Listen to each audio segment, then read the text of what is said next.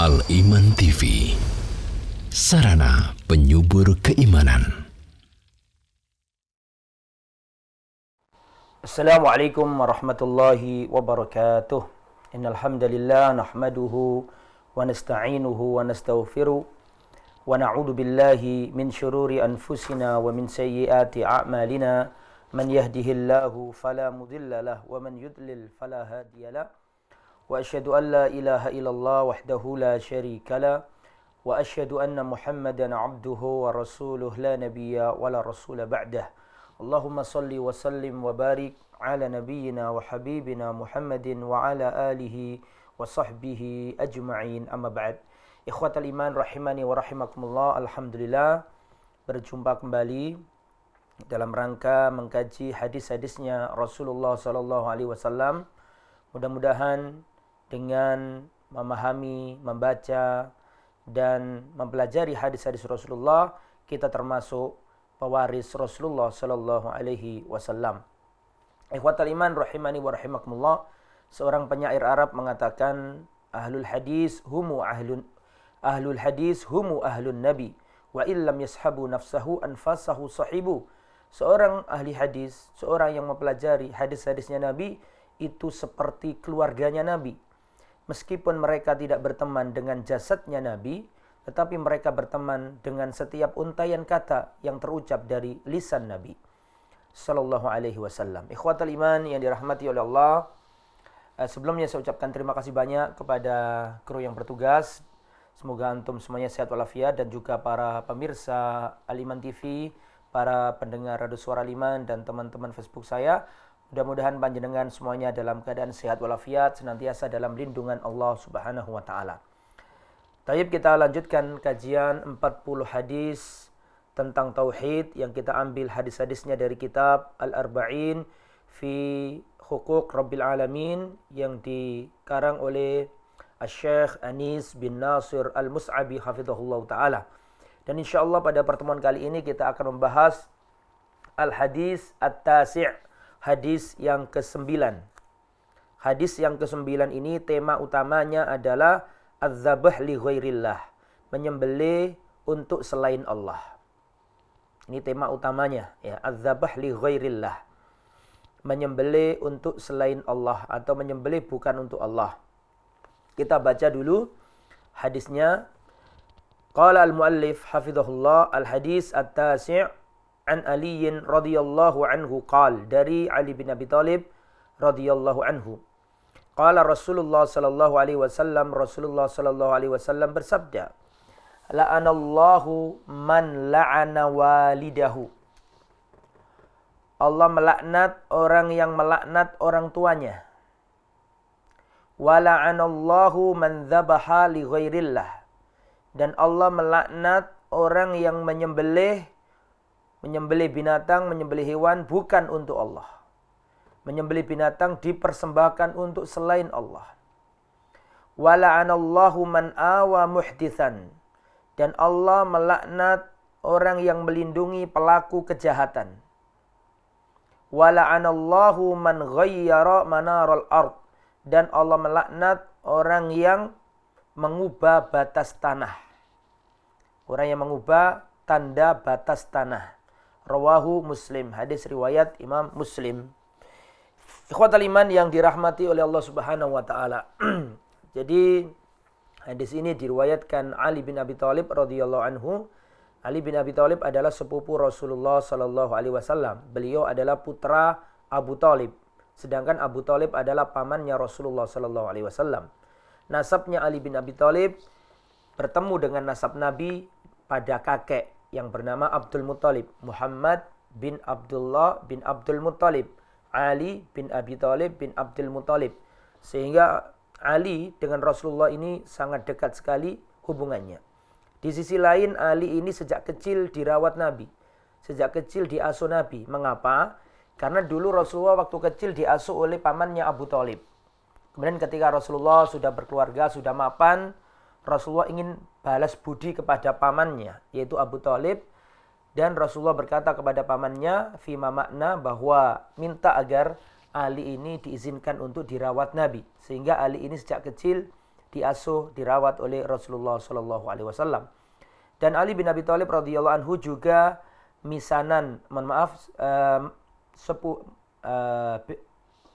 menantu ya. Ya, Ali bin Abi Thalib adalah menantu Rasulullah Shallallahu Alaihi Wasallam karena Rasulullah menikahkan putri beliau, putri kesayangan beliau yang bernama Fatimah radhiyallahu anha dinikahkan dengan Ali bin Abi Thalib radhiyallahu anhu. Kemudian Ali bin Abi Thalib juga min ahli baitin Nabi, ahli baitnya Rasulullah sallallahu alaihi wasallam. Beliau juga Rabi' Khulafa'ir Rasyidin, Khulafa'ur Rasyidin yang keempat setelah Abu Bakar, Umar dan Uthman. Dan Ali bin Abi Thalib ini dijamin masuk surga. Rasulullah mengatakan Ali fil jannah. Dan sangat banyak sekali keutamaan Ali bin Abi Thalib radhiyallahu anhu. Beliau meriwayatkan bahwa Rasulullah bersabda, Allah melaknat orang yang melaknat orang tuanya. Allah melaknat orang yang menyembelih binatang bukan untuk Allah atau diperuntukkan kepada selain Allah. Allah melaknat orang yang melindungi para pelaku kejahatan. Allah melaknat orang yang mengubah tanda batas tanah. Rawahu Muslim, hadis riwayat Imam Muslim. Jadi Allah mengancam 4 jenis manusia ini dengan laknat.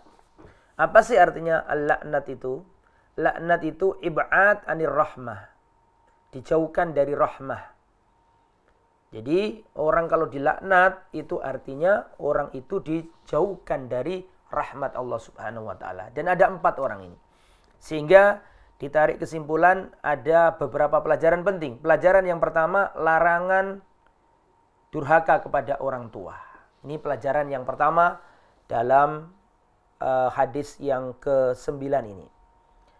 Ini at-tahdzir min uquqil walidain, peringatan keras bagi orang yang durhaka kepada ibu bapaknya. Bahkan kalau sampai kita melaknat orang tua kita, maka Allah melaknat kita. Dan melaknat orang tua itu ada 2 makna. Makna yang pertama adalah seorang anak melaknat orang tuanya. Melaknat bapaknya, melaknat ibunya. Mencela bapaknya, mencela ibunya. Itu maksud yang pertama. Atau bisa jadi maksudnya yang nomor 2. Yaitu seseorang melaknat bapaknya orang lain.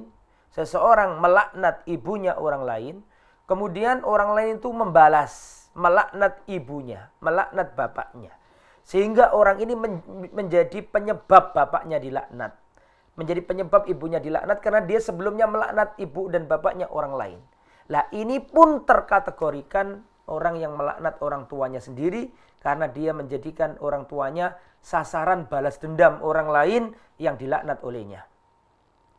Jadi nggak boleh ya seseorang si A melaknat B. Mohon maaf, si A melaknat bapaknya B. Kemudian si B balas melaknat bapaknya A. Lah ini A termasuk melaknat bapaknya sendiri. Karena dia menjadi penyebab bapaknya dilaknat orang. Nah, ini nggak boleh, dijauhkan dari rahmat. Jadi kita nggak boleh durhaka kepada orang tua. Salah satu bentuk durhaka tadi adalah melaknat orang tua. Baik secara langsung maupun tidak langsung. Dan ada dosa yang disegerakan azabnya. Ada 2 dosa yang Allah segerakan azabnya. Dalam satu hadis Rasulullah mengatakan, babani mu'ajjalani uqubatuhuma fid dunya. Ada 2 pintu dosa yang Allah segerakan azabnya di dunia. Langsung disegerakan Allah. Yang pertama al-baghyu, az-zulmu, kezaliman. Orang kalau berbuat zalim, enggak usah nunggu di akhirat. Di dunia pasti sudah kena balasannya. Mendolimi hartanya orang, memukul orang, pasti akan Allah balas di dunia. Di akhirat ada lagi kalau orangnya nggak tobat. Ya, kalau nggak tobat masih terus di akhirat kena lagi. Tapi yang jelas di dunia pasti kena orang yang berbuat kedzaliman. Itu yang pertama al-baghyu, az-zulm, berbuat kedzaliman. Yang kedua, termasuk yang disegerakan azabnya adalah al-uquq, durhaka kepada orang tua. Makanya kalau ada anak yang durhaka, pasti hidupnya tidak akan bahagia. Pasti.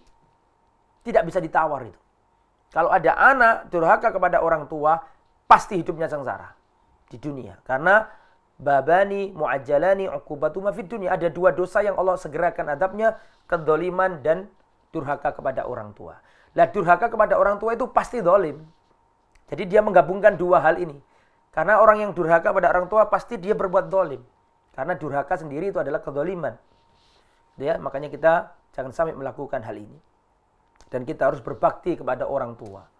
Nah, berbakti kepada orang tua itu poinnya ada 3 kalau dia masih hidup. Poinnya ada 3. Yang pertama, al-ihsan ilaihima, berbuat baik kepada orang tua. Berbuat baik dalam arti seluas-luasnya. Mendoakannya, memberi hadiah, membantunya, membuat dia bahagia. Ya, memberikan yang terbaik untuk orang tua, memberi sebelum diminta. Nah, itu yang pertama. Yang kedua, wala yu'dhihima, tidak menyakiti keduanya. Ada anak itu yang berbuat baik sama orang tua, tapi di sisi lain juga menyakiti. Memberi uang, tapi menyakiti. Ada. Jadi yang nomor 2, wala yu'dhihima, tidak boleh menyakiti keduanya. Bapak ibu nggak boleh. Kemudian yang nomor 3 ini yang paling sulit. Yang pertama, berbuat baik sama orang tua banyak yang bisa. Yang kedua, tidak menyakiti orang tua banyak yang bisa. Yang paling sulit yang nomor 3. Apa itu? As-sabru ala adahuma, sabar dari gangguan kedua orang tua. Ini banyak anak yang nggak sabar. Orang tua kalau sudah sepuh, kalau sudah tua renta, itu terkadang anak merasa direpotkan. Anak merasa bahwa orang tuanya ini menjadi beban. Padahal orang tuamu sudah lama sabar terhadap dirimu. Yang mengiringi dirimu ketika kamu masih kecil, kalau tidur diiringi. Ya, kalau lapar disuapin, kalau bangun malam ibumu ikut begadang, kalau sakit ibumu ikut sakit. Yang merawatmu sejak kecil. Dan tidak ada seorang ibu itu kalau anaknya ya malam-malam bangun nangis karena buang kotoran. Tidak ada seorang ibu berkata kepada anaknya, wahai anakku, saya bersihkan kotoranmu ini supaya nanti kalau kamu besar kamu membelikan aku mobil mewah. Tidak ada, nggak kepikiran seperti itu. Yang dipikirkan orang tua kita adalah bagaimana anaknya itu nyaman. Bahkan anak itu kalau sakit, orang tua luar biasa ikut sakitnya. Dia berdoa kepada Allah, ya Allah hidupkan anakku, ya Allah sehatkan anakku, ya Allah. Dan itu yang tidak dimiliki seorang anak. Anak itu kalau orang tua sudah sepuh, sudah sakit-sakitan, sudah nggak bisa kemana-mana, sampai buang kotoran di tempat tidurnya. Seorang anak yang soleh sekalipun, dia berusaha memberi yang terbaik. Terus dikasih yang terbaik, dibawa ke rumah sakit yang terbaik. Tetapi pasti ada titik jenuh. Dan di titik jenuh itulah seorang anak akan mengatakan, ya Allah, kapan engkau ambil ibuku atau bapakku? Mesti ada seperti itu. Berbeda dengan ibu tidak pernah terbesit seperti itu. Makanya di antara bakti yang paling tinggi adalah sabar dari orang tua. Mungkin orang tua kadang-kadang mengeluarkan perkataan yang menyakiti hati kita. Jangan sakit hati, sabarlah.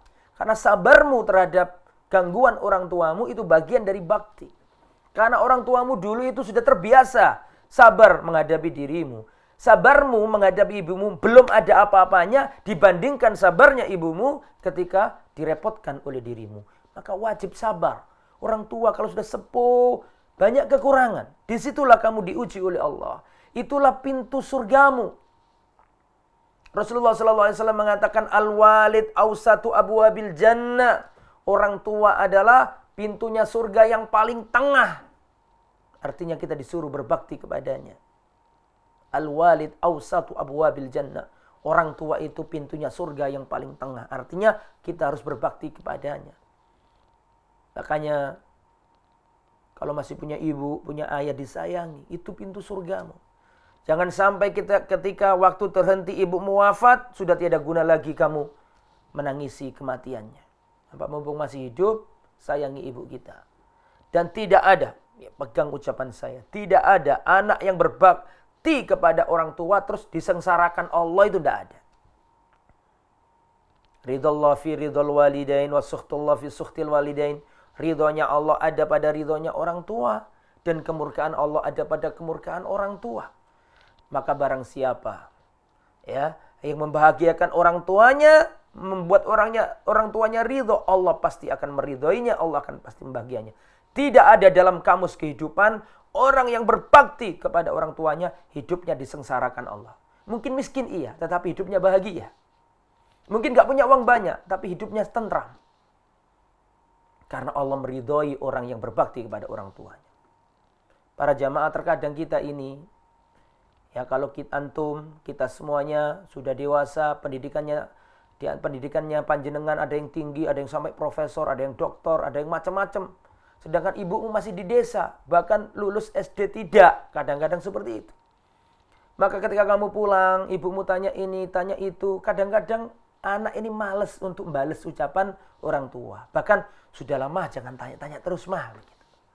Karena merasa sang anak ini levelnya tinggi, pendidikannya tinggi, yang diomongkan orang tua ini sudah gak nyambung sama anak. Dunianya beda. Maka kadang orang tua tanya ini, tanya itu, tanya ini, tanya itu. Kadang-kadang anak malas menjawab, bosen dan mengatakan, sudah lama kok tanya terus. Ya, kalaupun saya jelaskan mama juga gak paham. Sudah mah jangan banyak tanya. Kayak kita malas ngomong sama orang tua.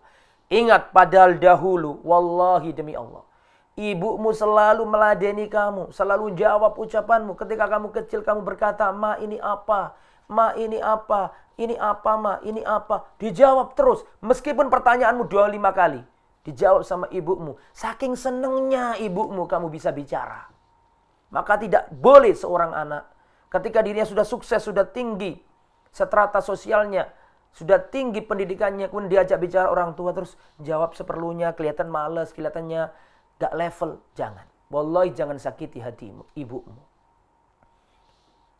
Tunjukkan bahwa kamu senang ngomong sama ibumu. Tunjukkan bahwa kamu senang ngomong sama ayahmu. Ikhwatal iman, kayak gini-gini ini sering kita lupakan. Kalau kita harus berbakti kepada orang tua kita.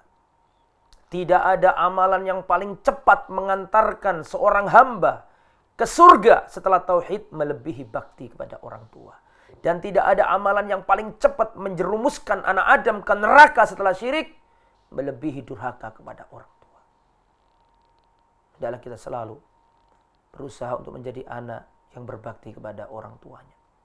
Mudah-mudahan kita termasuk orang yang berbakti kepada kedua orang tua kita. Itu pelajaran yang pertama ya, larangan durhaka kepada orang tua. Kemudian yang sekarang yaitu pelajaran nomor 2, an-nahyu anidzabah li ghairillah wat tahdzir an. Larangan keras dan peringatan keras dari menyembelih untuk selain Allah. Di menyembelih itu harus untuk Allah. Fasalli li rabbika wanhar. Salatlah untuk Tuhanmu, wanhar, dan sembelihlah untuknya. Man dzabaha li ghairillahi faqad asyrak. Barang siapa menyembelih untuk selain Allah, maka dia melakukan kesyirikan. Menyembelih kerbau, kepalanya dilarung, dipersembahkan ke setan, ke pantai selatan, ke Nyi Loro Kidul. Dipersembahkan supaya tidak marah. Ini namanya adzabah li ghairillah. Ini namanya menyembelih untuk selain Allah. Maka ini termasuk kesyirikan. Sebagian wilayah di Jawa Timur, kota, nggak usah saya sebutkan namanya, informasi yang masuk ke saya dan saya melihat, membaca informasi itu, sebagian dari kabupaten yang ada di Jawa Timur ini secara sah, secara pemerintahannya, secara resmi, ya, membuat perayaan menyembelih binatang di larung di Sungai Brantas. Termasuk nggak boleh ini. Man dzabaha li ghairillahi faqad asyrak. Barang siapa menyembelih untuk selain Allah, maka ini adalah kesyirikan. Nah, masalah menyembelih ini ada 2. Saya ingin memperinci, menjelaskan masalah ini. Silakan dicatat, diperhatikan. Menyembelih binatang itu ada 2 bagian, ada 2 macam. Yang pertama, menyembelih yang sifatnya non-ibadah.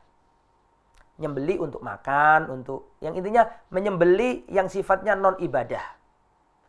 Yang kedua, menyembelih yang sifatnya itu ibadah. Seperti menyembelih diperuntukkan untuk Allah, untuk kurban, atau niatnya mengagungkan. Jadi ada 2 macam penyembelihan ya, saya ulangi.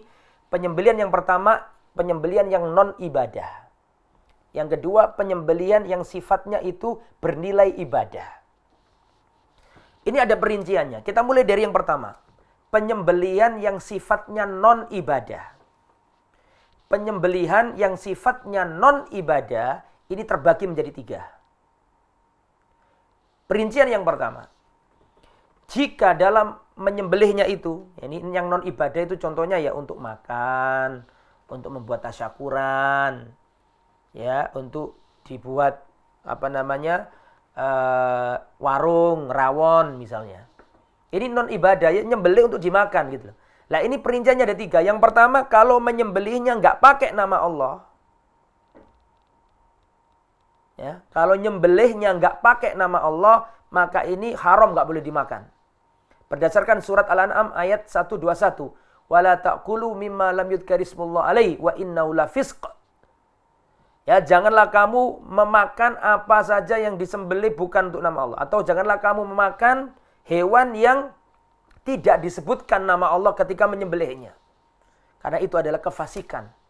Ya, jadi kalau tanpa menyebut nama Allah, ini haram, nggak boleh dimakan. Sembelihannya jadi bangkai. Itu perincian pertama. Perincian yang kedua, kalau menyebut nama Allah. Misalnya nyembelih bismillah, menyebut nama Allah. Maka ini halal dan bisa dimakan. Yang ketiga, menyebut nama selain Allah. Demi fulan, demi siapa gitu ya. Demi mbah ini, demi mbah itu, demi sesembahan ini, demi sesembahan itu, maka ini syirik. Man dzabaha li ghairillahi faqad asyrak. Itu perincian yang pertama yang sifatnya non-ibadah. Sekarang yang penyembelihan yang sifatnya itu ibadah. Maka itu dibagi menjadi 2. Penyembelihan sifatnya ibadah diperuntukkan untuk Allah. Disembelih diperuntukkan untuk ibadah. Seperti untuk kurban, untuk akikah, untuk bayar dam, untuk menunaikan nazar misalnya. Maka tidak apa-apa. Ini bagus, dapat ibadah. Dapat bernilai ibadah. Nyembelihnya atas nama Allah. Atau menyembelih yang sifatnya ibadah, terus diperuntukkan yang nomor 2, diperuntukkan untuk selain Allah. Untuk Nyi Loro Kidul, untuk Belorong, untuk sesajen, menyembelih untuk laut, menyembelih untuk sungai, menyembelih untuk jin, menyembelih untuk macam-macam. Maka ini adalah cabang kesyirikan. Ini tidak diperbolehkan. Man dzabaha li ghairillahi faqad asyrak. Jadi intinya, saya simpulkan lagi semoga tidak bingung. Ya, adzabah penyembelihan itu ada 2. Yang pertama penyembelihan yang sifatnya non-ibadah. Ini perincian pertama. Penyembelihan yang sifatnya non-ibadah ini ada 3. Yang pertama, kalau dia menyebut nama Allah, maka halal. Kalau tidak menyebut nama Allah, maka haram, jadi bangkai, nggak boleh dimakan. Kalau menyebut untuk selain Allah, ini kesyirikan. Ya, meskipun niatnya untuk makan-makan biasa, tapi itu kesyirikan karena ketika nyembelih tak pakai nama Allah atau kepada selain nama Allah. Kemudian yang sekarang menyembelih yang sifatnya ibadah ada 2. Kalau untuk Allah maka ini adalah halal. Kalau diperuntukkan kepada selain Allah maka ini haram, ini syirik. Ya. Dan syirik ini bahaya. La in asyrakta la yahbatanna amaluka. Kalau kamu melakukan kesyirikan, hancurlah amalanmu. Naudzubillah min dzalik. Ini pelajaran yang nomor 2. Kembali ke materi inti. Pelajaran yang nomor 3. An-nahyu, larangan atau at-tahdzir, peringatan keras terhadap orang yang melindungi para pelaku kejahatan. La'anallahu man awa muhditsan, Allah melaknat orang yang melindungi para pelaku kejahatan. Muhditsan juga artinya ahdasa yuhditsu, bisa diartikan orang yang membuat perkara baru seperti bid'ah. Barang siapa melindungi pelaku bid'ah termasuk kategori masuk ayat ini. Jadi nggak boleh melindungi para pelaku kejahatan. Ini pelajaran nomor 3. Pelajaran nomor 4, wala anallahu man ghayyara manarul ard, dan Allah melaknat orang yang mengubah batas tanah. Ya. Allah Subhanahu wa taala melaknat orang yang mengubah batas tanah. Jadi nggak boleh kalau ada tanah milik orang diubah batasnya, maka ini tidak diperbolehkan. Barang siapa mendolimi sejengkal tanah di dunia, maka Allah kalungkan kepadanya 7 lapis bumi di akhirat nanti. Ini nggak boleh kita mengubah patok batas tanah supaya tanahnya lebih lebar, memakan tanahnya orang lain. Nah ini haram, tidak boleh.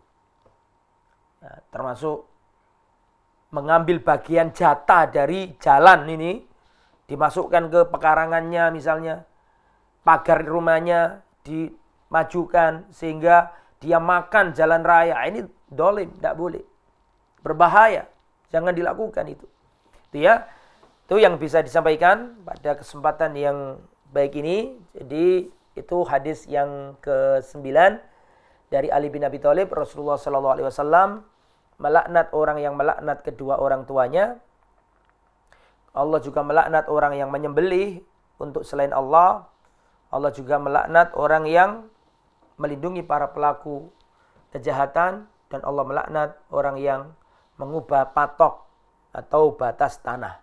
Itu ada 4 orang yang dilaknat dalam hadis ini dan sudah kita jelaskan tadi dengan singkat.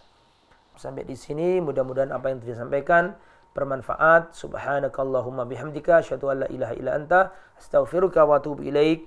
Wassallallahu ala nabiyyina Muhammad wa ala alihi wa sahbihi ajma'in. Wa akhiru da'wana anil hamdulillahi rabbil alamin. Wassalamu alaikum warahmatullahi wabarakatuh.